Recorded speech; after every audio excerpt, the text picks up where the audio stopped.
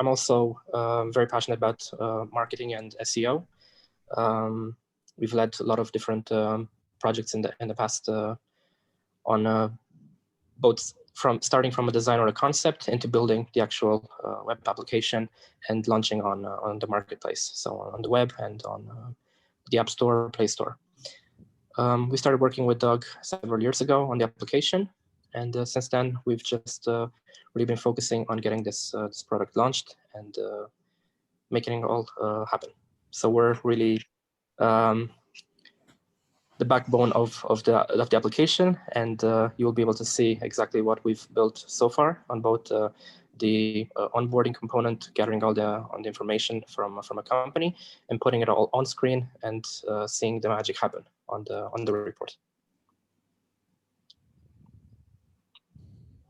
I don't know if you have any questions. If not, I'll pass it on over to Radu. Okay, Radu, you can continue. Okay. Well, my name is JimsQ&A Stefan. I have started programming and for pretty, let's say, just trying programming in the high school. I made the high school being a classmate with Willy, as Willy said. At that time, I started like a game server where I had a few thousands of players really in that game, which was pretty nice. After that, I stopped that game server and everything, and I went to Bucharest and made the University of Mathematics and Informatics. And from there, I came back in the hometown here, and I met back with Veli, which is also my best friend from the high school, really. And we thought, well, let's create some websites or if anything that people really need on a computer, because it was not just about working, it's really our passion. So we do really what we like. Okay, so we started working then for a company in USA, Texas. And there we met also Doug, where he had like a MVP application at that time. We looked over what was there, and we decided that we would be best if we recreate it from the scratch, because it wasn't really perfectly built, at least not from our vision. So we rebuilt it, and then from then we just tried to improve and improve the application, arriving on this point where we created this, let's say, a second version of the application with the new onboarding and the report, which you'll be able to see it in the application. So really, that's it. Really, at this moment, we try to create these applications for any type of companies, helping them to connect their employees and also their processes for customers, and really tie everything together. Really, that's it for me. So if anyone has questions, let me know. I will respond. Otherwise, I will pass it. No questions. So all good. Okay, well, I will say next is Christian then, because yeah, he's Romanian as us. So let's finalize with Romania. Thank you. Thank you. So in short, I'm Cristian Matei. Speaking about the subject itself, in '95, when I finishing my master studies, actually during my master studies in '95, I was looking for something for a PhD thesis, and I was looking and looking, and somehow I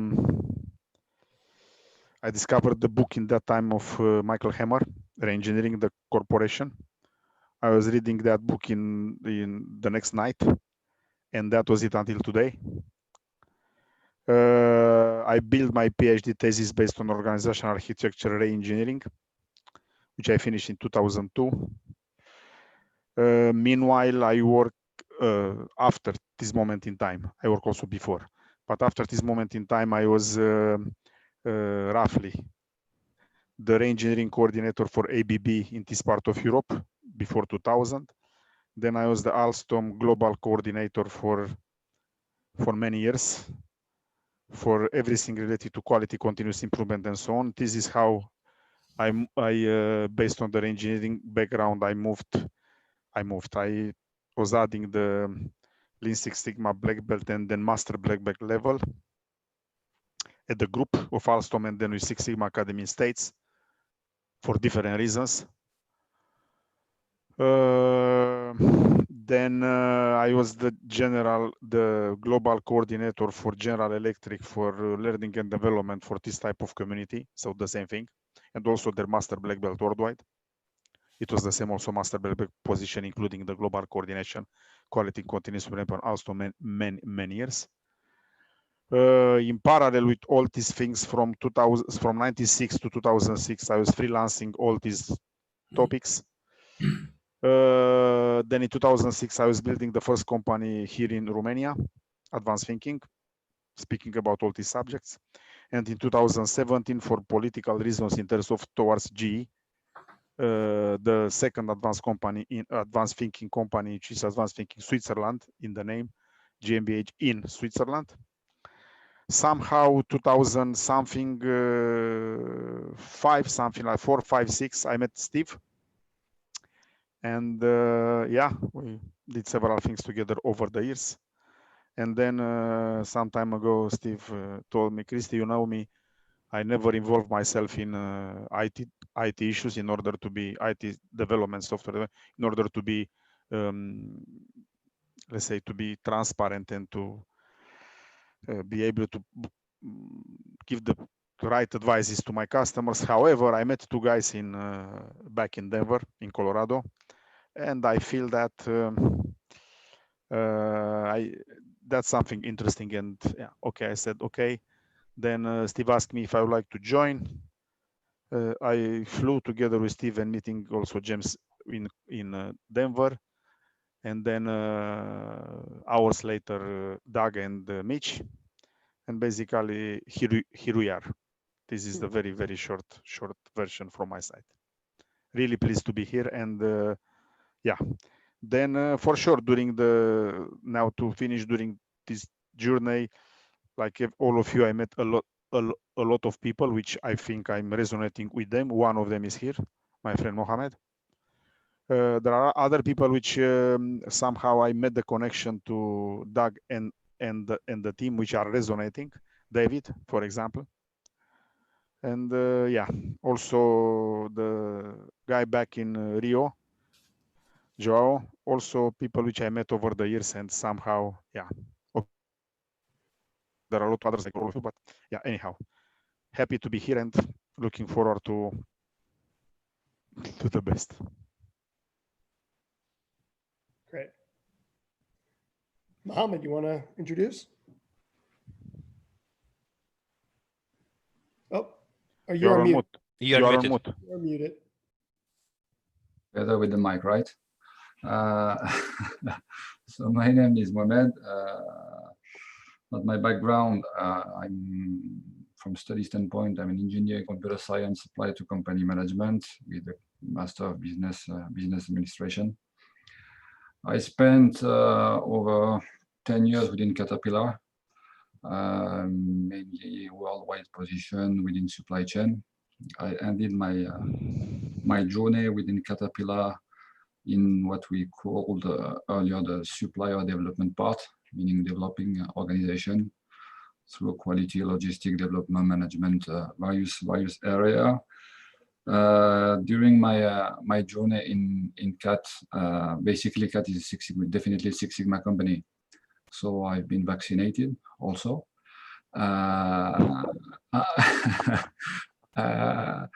In parallel, I mean, I've always been continuous improvement cable.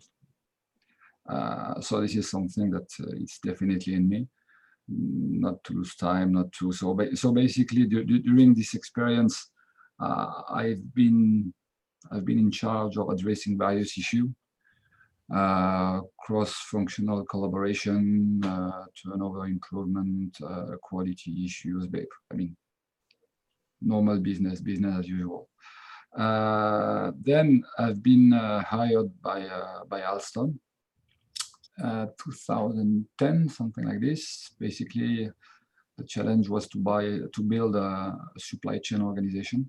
I was in charge of supply chain quality. This is why I met Christian. We discussed a lot. We shared some common vision, let's turn it this way, about companies and the way it works. I have three main certitudes, that drives me doing all what I do. The first one is everything is about people. Whatever initiative, action, whatever we do in life, it starts with people. The second point is that everything in life is a process, from opening the door to eat, to drive, to whatever we want. And the third conviction I have is that people have today some difficulties to evaluate how their process is performing. We have some, it works, it doesn't work. Okay, what does that mean in reality? So now I go back to my professional journey. I left Alstom end of 2014 to create my own company, consulting company, Efficient Partners, which is basically supporting our organization in their journey to operational excellence. I've been part of the team who has deployed various production systems, so starting from Toyota, Caterpillar, Alstom production system worldwide. So since that, I'm supporting organization in their journey to OPEX, to make it simple. Reason for why I'm here, we were continuously exchanging with Christian, and one day he came to me with, "Hey, I have something new for you." He knew me. He explained me briefly the context. I had a discussion with the rest of the team, and frankly speaking, I strongly believe that this is the part that was missing actually on the market. Build process, being able to valorize and to reflect how processes are performing, and on the top of it, get, I would say, player insight, leverage the power of the organization. So this is all the reason for why I'm here. I try to make it short, guys. Perfect. So who is taking the ball? James? Okay, I'll take it. So I think Jim might have, I know who Jim is definitely. So, and hopefully Jim maybe will have heard of me before, but for the purposes of everyone else, I used to have a music career. I played guitar in a heavy metal band, and people go, "Oh my God, well, no, that's crazy. Bands made a living with devil worship." We weren't like that. We didn't make a living from it. So when we started doing that, I did the next logical step after being an international rock god and joined an insurance company. Worked my way through the insurance company, was convinced I was going to be CEO one day, got made redundant. During my time at this company, we had loads of really expensive, crappy consultants come through. So I was like, you know what? I'm going to be a really expensive, crappy consultant. So I became a really expensive, crappy consultant. Got to work with some really cool companies, worked with people like Disney, Adobe, Mercedes-Benz, worked with Lego, worked with banks all over the world, airlines over the world, people like Nike. But the problem was I'd created this corporate persona for myself because all I'd learned about how to be a businessman was from cartoons. So I was like, okay, I've got to wear a suit and tie and have a briefcase. But in the customer experience world, I'm sure as we all know, it was getting so saturated so quickly. Every week there was a new customer experience guru or a new customer experience this or a new customer experience specialist. And I was like, what can I do that can really make me stand out from the crowd? What can I do that is going to make me more memorable and just sort of take my game to the next level? And it all sort of came to a head when I heard a quote from a guy called Jerry Garcia from the Grateful Dead. And it's, don't be the best in the world at what you do. Be the only person in the world that does what you do. And I was like, damn, I've had this like really cool thing all this time. The fact that I used to have a music career that I used to tell no one about. I wouldn't tell anyone about it because my worry is that they would have preconceived notions about me if they found out that I used to have a music career. And the thing is, they would have been correct. And I didn't want them to know that. So I thought, you know what, I can marry these two things together. And I'm embarrassed to admit that it took me so long to realize that there are so many parallels between putting on a show for people and turning people into fans and creating experiences for people and turning them into customers. There's so many parallels. And I was like, well, you know what? I can just use that. Hence the customer experience rockstar was born. And I guess that's me. Is that me? I think that's me. That's you. Yeah. Oh, do I get to pass it over now? Please. I'll pass it to Steve. Well, thank you very much. Appreciate that. So as probably being the oldest guy in the room here, I started off as an industrial engineer 40 odd years ago, and Jim's going to know some of this, so some of you guys may not know some of it. But one of the things that always struck me about life was that everything is patterns. I think Mohammed said everything is a process. And how I came to that discovery, being slightly autistic, I discovered chess and became an international chess master. I was very much into meteorology and I was very much into astronomy. So it seemed fairly natural that I should follow a pathway which involved processes from the get-go. On my journey, I decided that the place to play the game was financial services. So I was fortunate enough to get working for Citibank. And by the time I was 27, I was a vice president at Citibank, at which point they asked me to take responsibility over in the States. So that was my first trip to the US then, way, way too many years ago, 30 odd years ago now. And lived in the States in Massachusetts, Texas, and then latterly Colorado, but always kept a place back here where I am at the moment, back in the UK, as a bolt or being sort of effectively a dual citizen. Worked with many different organizations. And when I finished my career at Citibank, myself, the guy who was responsible for Asia Pacific, joined me to form the BP Group back in 1992, Business Process Group. And rather like some of Christie's journey, bumped in along the way to Hammer and Champy. Citi retained my services and did for a considerable period of time. And I introduced Hammer and Champy into Citi to actually do some re-engineering programs across Europe. And that's when I first bumped into Christie as well, when he was over at Alstom. So all roads lead to Rome, don't they? I've been very fortunate in terms of the people I've worked with. So it's the crazy list of different names. And along the way, looked at their patterns of behavior, looked at their processes, looked at how they were doing things, and then take those things and codify them, and then share them with other people through training programs and my retainers as such, that sort of thing. And occasionally write books about it. And I think Christie was very modest, not to mention this year's bestseller from Amazon #1, where Christie and I were collaborating with a board of directors in the world's largest utility company through their transformation program. So I spend my time since COVID, virtually training and coaching and virtually retaining, but continually learning. And as I continually learn, try to take those ideas and then share those ideas with other people. Christy touched on it very briefly, I think it was 3 years ago, and James, as part of your Amazon Prime program, James, I think you interviewed Doug in terms of the CX thing. And I happened chance to be watching the thing, and I thought, my goodness me, I've never recommended any softwares in all the time I've worked with all these different organizations, and occasionally worn the badge of computer sciences and people like that, but never recommended anybody until I saw the early version of the Experience Manager, and thought, my goodness me, if I'd have ever written a piece of software which would connect processes to strategy and operations and right the way across and connect everything in the organization, then this was it.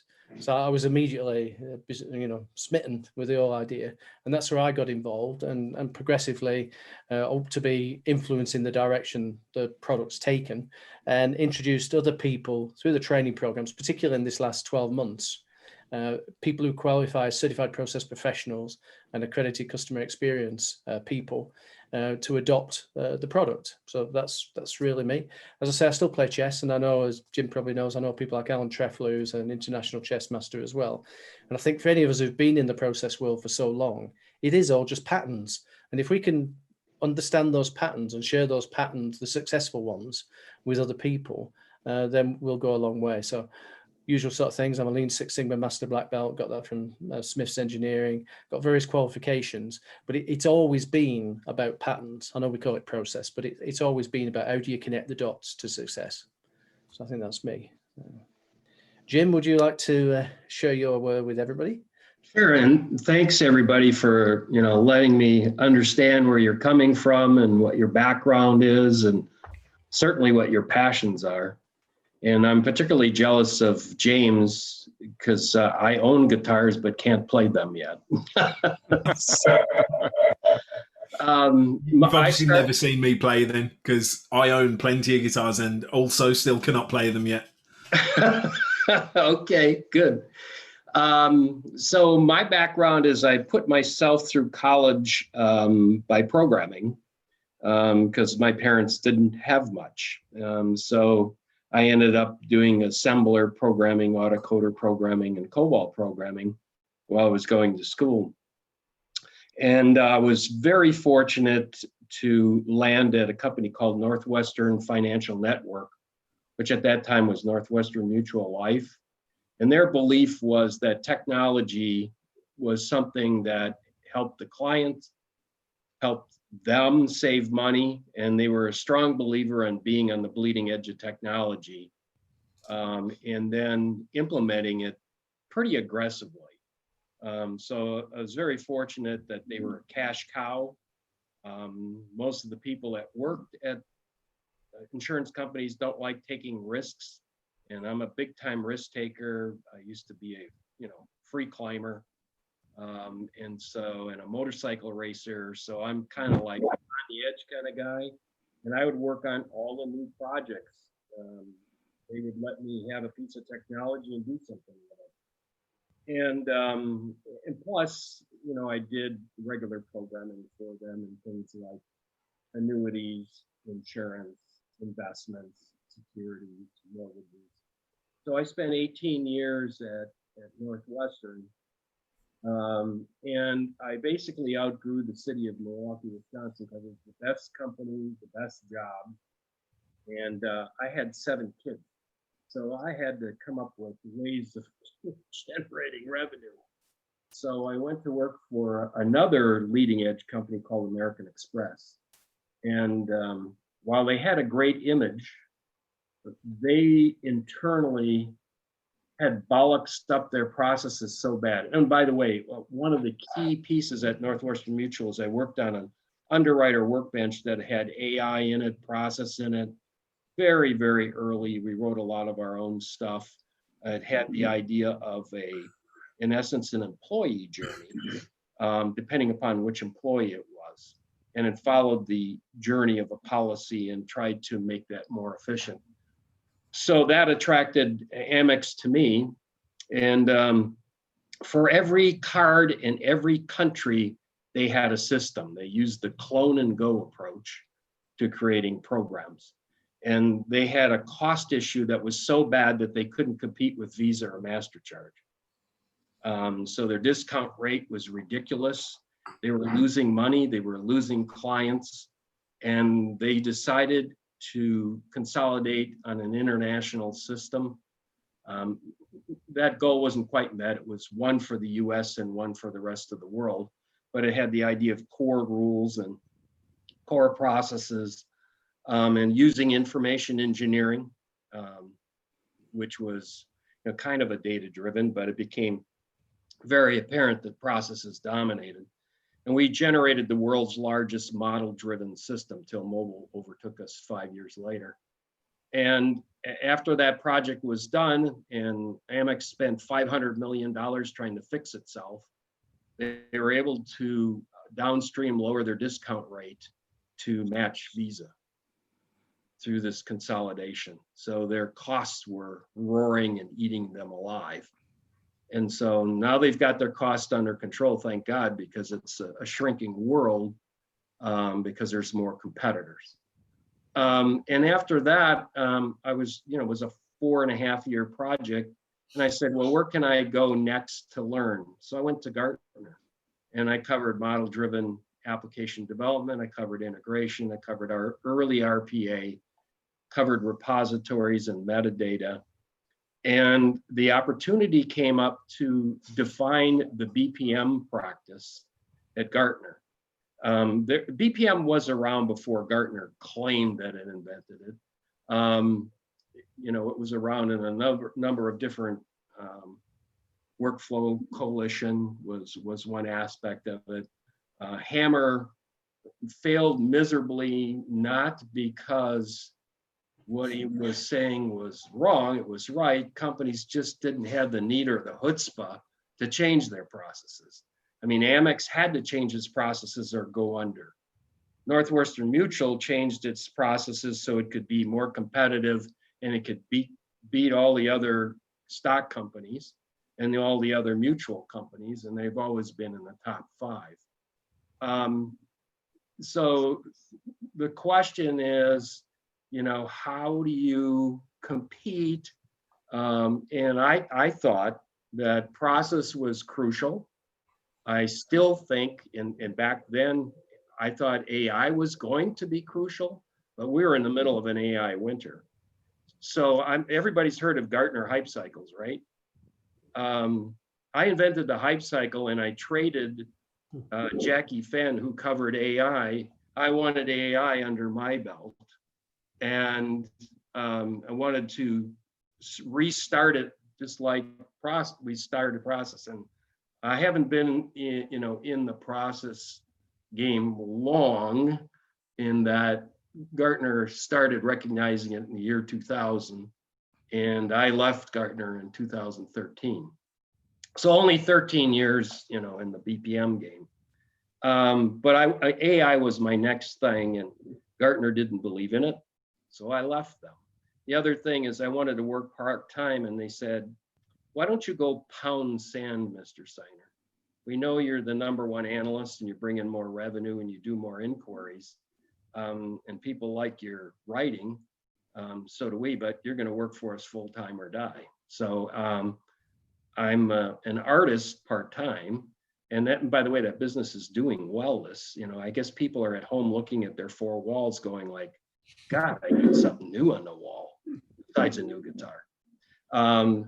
And so the art business is flourishing, and I'm working part-time. I've got a blog that's got 700,000 hits since 2013. I have a nice following. I cover customer journeys because when I looked at the problem that companies had, they really didn't do end-to-end journeys even internally. End-to-end processes over stovepipes was a problem. And then when companies solved that, they thought they were done. Well, guess what? The process starts before it hits your company, and it keeps on going after it hits your company. And that's called the customer journey. And so I thought customer journey, RPA, which is including AI finally, and AI were going to come together. So that's what I've been doing. My beat now is I've kind of moved back to data. I was a data administrator and a database administrator. So I'm covering, monster data and the database of now, which is real-time databases, in memory or not in memory, in cloud or not in cloud, but the idea of a single source database. So that's what I've been covering. Steve mentioned that I might be interested in Experience Manager, and I looked at the demo and had a good shot at it, and I saw the same thing that Steve did, in that it ties strategy to operations, and I think that's a big missing piece. And I don't want to overlook tactics either. So it's the strategy that drives the rules and the constraints and the goals for tactics, and operations gets it. And if you take a look at where BPM has been successful, it's in operations, and it will continue to be. RPA will make it better. Hyper automation's coming. Smart hyper automation's coming. Those are all good things, but we can't say at the end of the game, well, we've automated everything. We've got agents on the outside of the company, on the edge, negotiating to do the work, and it does everything automatically without a defined process. And the only process we get to see are the pheromone trails of the ants that do the work. And by the way, the other thing I left Gartner for is I wanted to write a book. And what Gartner does is it takes all the profits from the authors, pockets it, and you get the privilege of Gartner mentioning it. So I said, nah, I ain't doing that. So I wrote BPM, the Third Wave, and also wrote basically Digital Transformation, Innovate or Die. And I'm working on a third book around customer experience. So, you know, I get a chance to write a book, and I also found out that unless you get really, really lucky or you're really, really good, all you get is hot dog money. So, you know, I've gotten some sirloin steak money from writing books, which I feel fortunate. But if you've been a top seller, God, you got lobster and seafood and rats. So that's kind of my background. Grew up as a programmer, and I'm trying to leverage it for business. And I've always been on that edge of business and IT. Very cool. Thank Very you. cool. Thank you, Jim. So I think the main purpose of this call was to introduce ourselves, and so you get to meet us. We have 3 things to talk about. We can talk about each of them briefly, and then really talk about maybe a meeting next week where we do go deeper on some of these topics. But Steve, you want to start with the customer categorization exercise? Yeah, I'll do that quickly. Some of the guys already know this, Jim, but I mentioned codifying success, and the pleasure of working with Amazon and some of those guys. And it always struck me as, you know, their patterns of behavior seem to be different to the also-rans, you know, those big corporate lumbering corporations surrounding red tape. And so it would have been, what, 15, 16 years ago. And I wrote about this in some of the not best-selling books. But it was all about how do they do this customer segmentation thing? How do they figure out where their customers are and what their customers' needs really are? So that's set us off. And when I say us off, the people who get involved with the BP group, and as we operate as a not-for-profit, there's a lot of partners and things like that. But it set us off on trying to codify that success. And out of that work came this idea that basically you're starting in the wrong place. And as Steve Jobs said to us, you know, don't start with the technology. You've got to start with the customer experience and work backwards. And that being back in '97, I had the pleasure of interviewing Bezos. It was about 2003-04, before they became mega. And I was asking him about when did they realize that they had something different here and the proposition was different. And what he said was, well, you've got to abandon segmentation because that's a legacy of the industrial age. In other words, thinking about the demographics, where people live, you know, how much they earn, what's the family situation, what's their educational level. You have to start in a different place, and you've got to start by really understanding what customer needs are. And only when you understand that, build service and product that meet those needs. So it's one of the exact things I do is produce a couple of slides, one the old way, which results in, you know, a really bad clump of spaghetti all tied together. And then one is really what was the Amazon way. And they refer to this whole thing of North Star alignment. And Jeff Wilt, you've probably seen him, you know, being interviewed about that. And the starting point is to say what our customer needs. So as Google will tell us, we should do some dog fooding. So periodically when I'm inside organizations and we're decoupling segmentation and articulating what we call customer categorization by need, the sort of thing that Southwest have done, the sort of thing that BMW has done, the sort of thing that Emirates have done now, is to do that exercise ourselves. So we have enough data over the last couple of years. So one of the things we started only last week was with a view to the relaunch of the Experience Manager, or whatever the thing's going to be called, was to do that exercise. So what I'm going to do is I'm going to share my screen. There's a lot of stuff that sits behind it, but you'll get the essence of it very quickly in terms of the sort of essence. So Doug, can you give me screen sharing capability, please? Let's see how to do that. Do you not have automatically the other day, didn't it? Telling you not that you can't do it? Oh yes, I've got it now. It's coming through now. Right. So what I'll do is let me swing over to the spreadsheet. Let me go back to the top here. So very quickly, for your benefit, Jim, how this starts out is we brainstormed amongst a few of us, not all of us, is categorization of customers relies on sort of three ideas. What type of customers have you got? Primary customers, that's where the money comes from. So whether you're in a B2C or a B2B, whether you're mired in the supply chain, where is the money coming from? That funds everything we do, right? And those would be primary customers, right? Secondary customers are customers who have an interest in the success of the process or the experience, but they're not directly involved. And then internal customers, there's effectively everybody else, but not just internal to our organization. I think you said it, Jim, the process transcends the organization. It's everybody who's involved, who you partner with to actually deliver your product or service. So from that analysis, you can see Doug identified primary, secondary, internal, and Mohammed did, and so on. Fairly typically what we'd be doing is doing this in a boardroom with the C-level team, and they'd be brainstorming who do they think their customers are. So the sort of people who go through this, they could be B2B. So we've done a massive exercise with people like Danfoss, Mohammed mentioned Caterpillar, you know, people like those guys who were rethinking customer orientation and what customer success looks like. Now this is for TEM, if you like. So you can see Doug came up with very important customers, and less important customers. Doesn't mean they're not important, just means they're less important.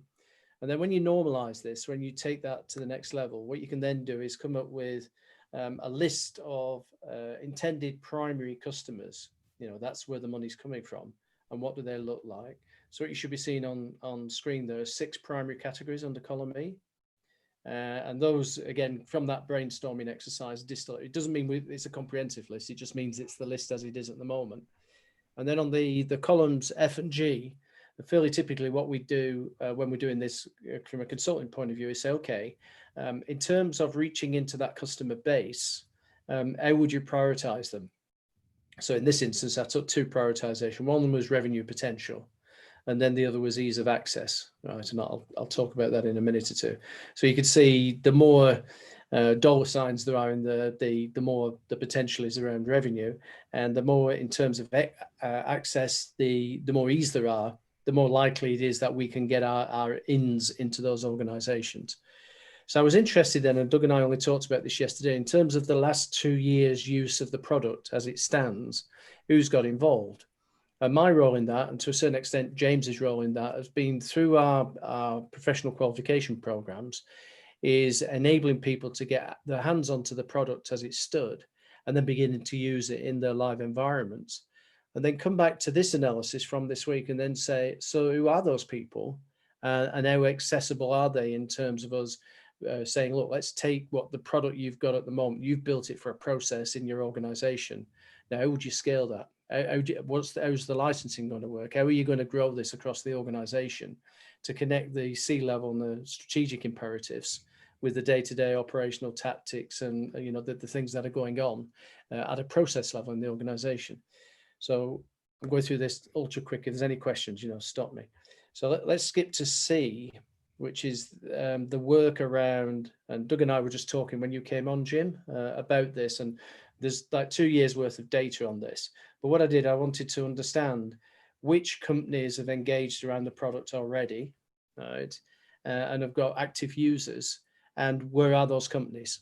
So this is that analysis. So you can see if I go to the summary of that, I thought it was January 19 to October 19, but it's a longest period of time, but there's half of the analysis I've not got in here, so it's incomplete.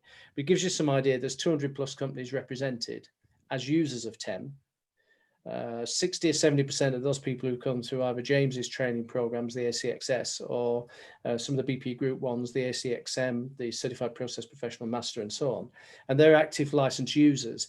The deal we did with them was to say, look, because you've come on the training program, you get access to the Experience Manager, you know, for free. You get a 12-month free license and use it for what you will. From our perspective, in terms of establishing a beachhead, if you like, but I also use it within the program. So in terms of the training program, I've been actively using it all the way through this last sort of 12 months or so to train people up in process professionalism and the accredited customer experience stuff. And then I scanned the data in terms of where the companies that are using this stuff, who are those companies? So you can see on the screen there, column F is USA licensed companies, column G UK, which interestingly enough, it surprised me when I saw the data that because our emphasis tends to be much more US centric, that there are so many UK companies. And then I thought, well, James has done a lot of work, haven't you, James, around ACXS in the UK. So I think if you scan down that list, a lot of the people who've got engaged will be people who've come through the Accredited Customer Experience Specialist Program. And then one of the areas where I've played very big over the last few years is in South Africa. And one of the companies which was an early adopter was a company called MultiChoice, which is Africa's largest. It's like a Fox, or like a Sky would be in Europe and around the world. But you can see we have a list of organizations who've engaged. Many of those organizations have people in there we call certified process professional champions or accredited customer experience champions, and are already at or very close to C-level in the organization. So it gives you an idea of the scope and span. And now we're moving the product towards, switching the revenue streams on from the point of view of saying, look, this is phase one. We've already got an audience of people who've used the previous version of the product. And if you like, I suppose, and Doug's best place to say this, is when we've been getting that feedback over the last couple of years, is what should this thing do and how would it help you? How does it go beyond what you're already capable of doing? And then along the way, as Jim probably knows, I've had a lot of involvement with technology vendors, and they hunt impacts. And some of the partners of the BP group, like Tanguy Petrie was the MD for Benelux for IDS Shears Aris before it became Software AG and so on. We have links in with other BPM vendors, if you want to think about that. But all the way along the line, what they were saying was there's the missing connection. We can do all that process stuff. We can build the models. We can, create the enthusiasm, but we're still banging our heads against the, I'm a champion observation of silo functional specialist management. And we need to break out of that. We know we can't knock the silos down, but how can we connect information, data, and processes, across the organization and effectively into the boardroom? And I think one of our comrades in arms, Jim, was was one of Peter's colleagues at the time, Andrew Spanny, who's up there in Ontario in Canada. And he talked about, we've got to go from the boardroom to the lunchroom and connect the dots. So I think philosophically, a lot of organizations have got that and try to do it, but there's never been a mechanism which has really been able to achieve that, because they've all very much been horizontal. And what we wanted was something that didn't say, look, this is just another process toolkit, or this is just another strategic modeling kit, or this is just another piece of enterprise architecture, like Christy and I might have come across. But what it actually does is very simply connect the dots. So I'll put that analysis up there so we can share it later. But the next stage for us would be to sort of say, okay, given the analysis we've done on CCAT already, and having identified up here in terms of, perhaps again, this is just my take on it. Yeah, it's not good everybody else's. V large companies, I's revenue potential, but surprisingly, we already have a lot of access into those large companies because they've been the adopters of the training programs, particularly. We're pushing against an open door. So it's a case of, do we all agree with that? Are we all on the same page? And then of this list, who are we missing? Who would be some of the suspects we should have on the list? So we have big players. I mean, Jim will know all too well, people like Land O'Lakes, then in Twin Cities, we've got people like Danfoss, global B2B vendors. I think Caterpillar are on there somewhere as well for Mohammed's benefit. But we have automotive, we have all these different sectors that are represented. South Africa has a very strong financial services component to it. But yeah, so that's how far we've got. And I wanted your input, Jim, primarily for this, but also if from your background and knowledge, a little bit of steer for, how do we progress this? How would we go forward? How would you advise and counsel us to do that? I'll give you just, a couple of off the top of the head kinds of things. Number one, it does not surprise me that UK does a lot better than the US. Besides James, which we got to give him credit for, Europe in general rallies around strategy. The US rallies around the CPAs. I mean, we are a very CPA-ness driven social environment. So it does not surprise me that the US list is shorter. I think the US got caught with its knickers down on COVID. The US does not do strategy planning. They very rarely do companies do scenario planning. Very rarely do they know how to do anything other than optimize operations. And, you know, I think the door has swung wide open with COVID. People are responding to, hey, we got to start thinking strategy. We got to start planning scenarios. We have to have things on the shelf ready to go, you know, names of plans, names of projects that we have to implement either ahead of time or in a reactive mode. So I think the US, the door has swung open. And I think the bigger companies are saying, we don't want to get caught with our knickers down again. And the trust in the CPAs is still there, but the shine is off. So I would say if you pick the organizations in the US that have a planning culture, and the industries that have planning cultures are those that have to invest in infrastructure and get way out ahead of things, or financial companies. Any finance, same thing with healthcare. Anything that's large that has a planning culture. And by the way, I lived this at Gartner. You know, I covered architecture for a while. I would get almost no calls from the US. The US could care less. I had 17 calls with the Social Security Administration having me explain to them architecture because the US government said you needed to do architecture and they couldn't understand why. And so, you know, I think that's been a problem with the US, and the US is a huge market. And if they see ways that executives can collaborate, and that's what I see out of Experience Manager, the ability for executives to collaborate and communicate, like you said, connect the dots, which I think is a better way of saying it, is where it's at. So you have to make it friendly, you have to make it, seductive, because executives have the attention span of a gnat. I've worked with them before. I've been on boards. They can only give attention to they either manage by exception, which you can't do anymore. I mean, if you were managing by exception and COVID hit you, that's an exception that just gobsmacked you. So people are going to have to manage for everything. So that means they can only give a certain time slice to this. And so if they're pre-planned things on the shelf using Experience Manager for the scenarios, or for those that don't have that discipline, that don't have the planning background or planning tendency, at least you could say, don't get caught with your knickers down. Let's make sure that we have the right projects in place and work with the CPAs to say, you're leaving money on the table.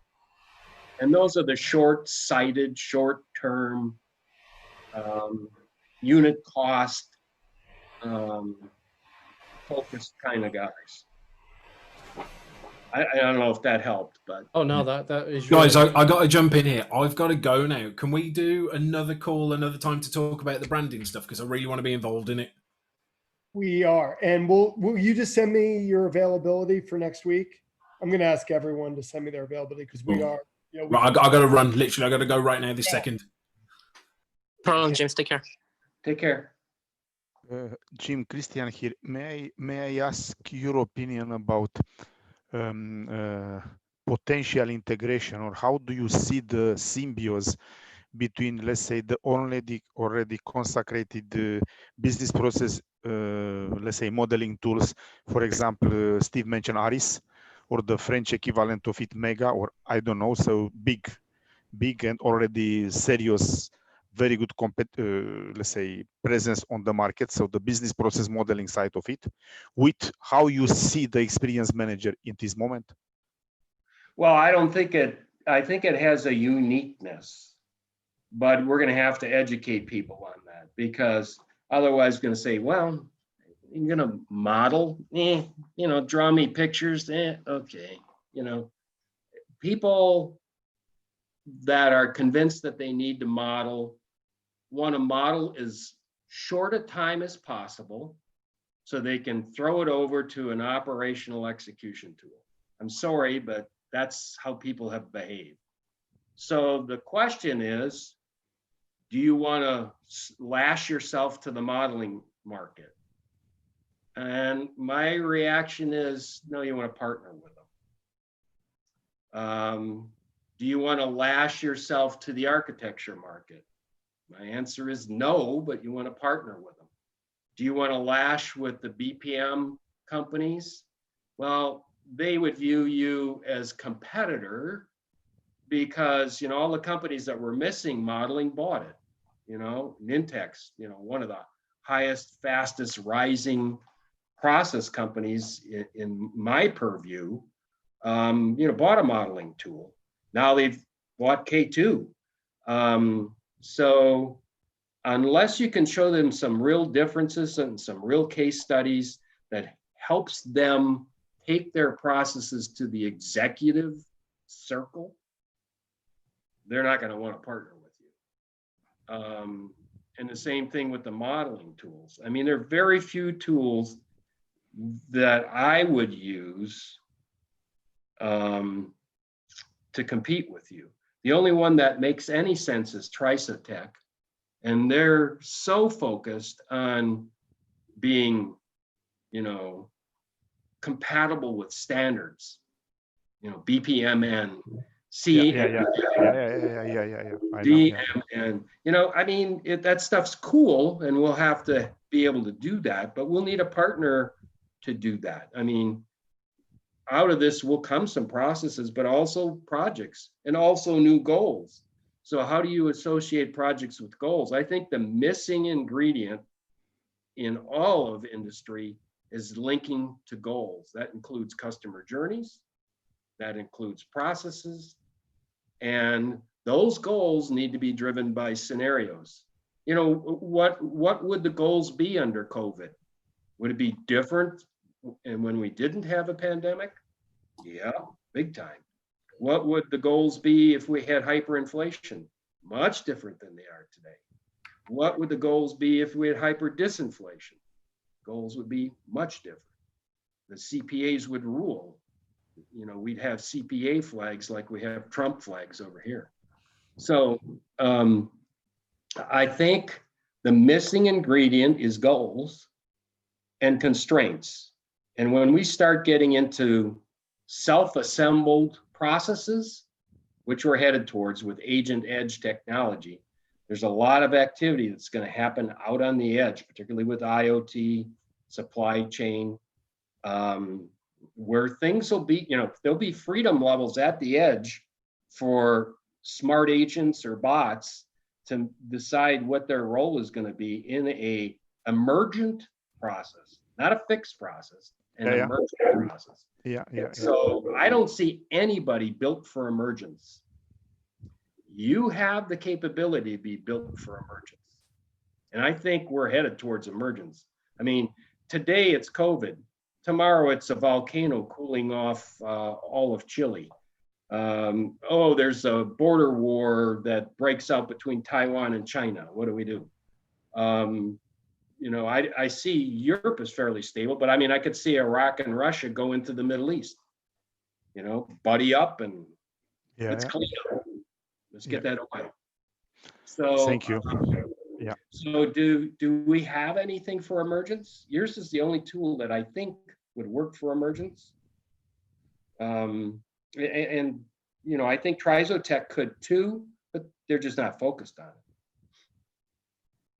So how do you convince the executives that they have to be ready for change? This is a change management tool, not a process modeling tool. And so how do you convince them that we're moving from small change to lots of medium change and yeah, maybe big change? I mean, I don't see how the world situation isn't going to head us to big change. I mean, from where I sit, from what I see. Yeah. And if possible, another small question from my side, but again, thanks for the detailed answer. Really appreciate it. I think all the colleagues and the friends are thinking the same. You mentioned, for me at least, two keywords initially, not during the answering my first question. And you mentioned collaboration and communication. And I was just curious why you decided for these two words, because we said the same at the very beginning, at least exactly the same words: collaboration and communication, not process modeling. Yeah, because the world today, nobody can do the job together. So industrial revolution has specialized our jobs. That's a curse and it's a blessing. So in order to get people to work together on a functional basis to say, where does my function fit in? How do we meld our goals? How do we all get our bonuses? How does everything work? You need it from that standpoint. You also need it because people are people. You know, I want to outdo Steve. Steve wants to outdo me. James, I want to outdo James. James wants to outdo me. I'm making this up, obviously. But people are people, and they wanna outdo, and getting people to agree. I mean, take a look at the U.S. right now. I can't find any agreement, you know, that crosses, you know, this invisible line. I mean, I had somebody out on Facebook who I really respect that said, well, you tell me why you want to vote for X, and you can guess who the X is. Definitely, yes. Yeah, he said, you pussies, why don't you give me a reason to vote the other way? I mean, so that's an extreme. I'm hoping this goes away. I mean, I've never seen this much hate. But in companies, hopefully so. Yeah, there's competition. And that competition requires collaboration. When you're trying to get to a common goal, we're trying to make this company successful. So whether Steve likes me or not, I think he does, we got to work together. You know, Mohammed and I got to work together. You know, you need to work with me, whether you like me or not.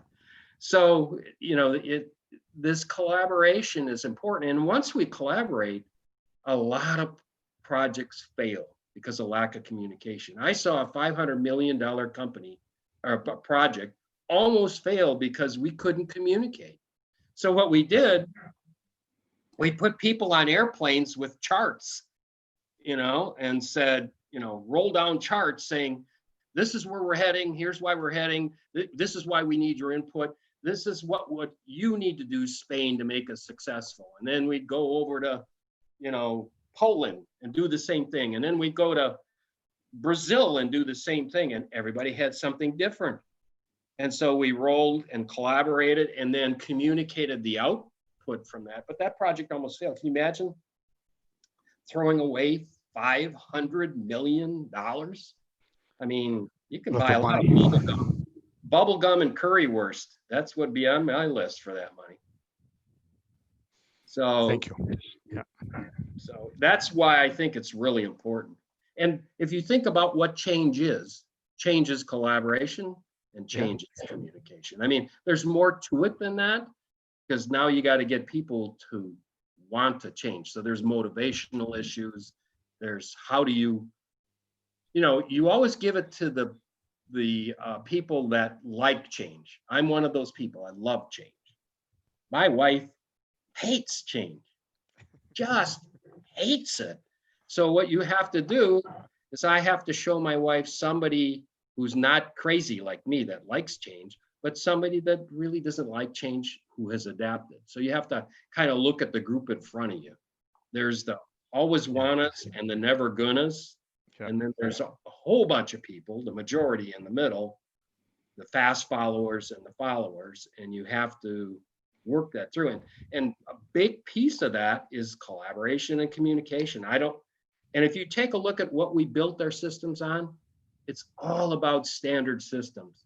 It's not about emergent problems. It's not about emergent change. It's none of them only the light workflows, which, you know, you, Steve, you've had a lot of exposure to. They do it, and there's tons and tons of them, and they appear, they disappear, they evaporate, they collaborate, they coagulate, they become scabs and scars. So that idea of having those things work together by design. I mean, if you think this is changed by design. Yeah. Thank you. The small demo I saw. Jim, I found that really valuable. So, you know, thanks for taking the time out today to be able to do it, and love to get your sort of involvement in that sort of brand discussion as well, because that's key and critical. You know, what's in the name? Well, most everything I would say is probably, you know, that first impression. And while the experience managers stood the test of time, and it articulates that, you know, the world moving towards experience management, that's still one of those like really amorphous terms. You know, it's like CX being still very soft and fluffy. You know, James is on the call now. He'd tell me those folks who are as hard as nails doing it, but there's still a very large community who think the customer journey is a nice, pretty map. You know, they don't actually realize it's the things we have to deliver on behalf of our customers. So thanks very much for your involvement. I really appreciate it. Yeah, and the missing piece in experience managers that I did see, as long as my mouth's open, and I was inoculated with a record needle, very young age, is the tie to analytics. You're going to have a feedback loop to analytics, and that's probably a partner, somebody like Abby, for instance. So, sorry, it's hard for me to keep my mouth shut. Oh no, it's that's fantastic. Yeah, to bring in these new perspectives is just fantastic to hear it. So, Steve, what would you suggest? Should we? I was gonna send out a note after the meeting today with kind of a development update, and because we've got some big updates. Module 1 of the software is actually built and complete. So I was going to send a note out about that. I think we'll table the brand discussion to next week. I was wondering maybe when I send out this note after the meeting, if everyone could just send me back kind of availability for next week. Steve, I know you've got a rough week next week, but maybe we can find some time, maybe a few shorter meetings where we can be really pinpoint focused on specific topics. Does that sound okay? That sounds cool. That sounds great. Cool. So let's do that. Steve, I'll regroup with you, and we'll chat about what those topics should be specifically, and then we'll involve the whole team in that conversation. But let's get the time allotted first. So I will, in the next hour or two, you'll get an email from me, and just respond back to it with, hey, Tuesday morning looks good, Wednesday, whatever's available next week. Actually, let's do it over the next 2 weeks. Let's look at our calendars over the next 2 weeks and see what kind of time we can get together to, I think this was a great introduction, but obviously this is a much, much bigger conversation. Definitely, yes. Great, guys. Thanks for the time, and have a great weekend. Jim, enjoy your Friday. Oh, we can't hear you. Thank you. Thank you. I will. I got to work on a commissioned painting.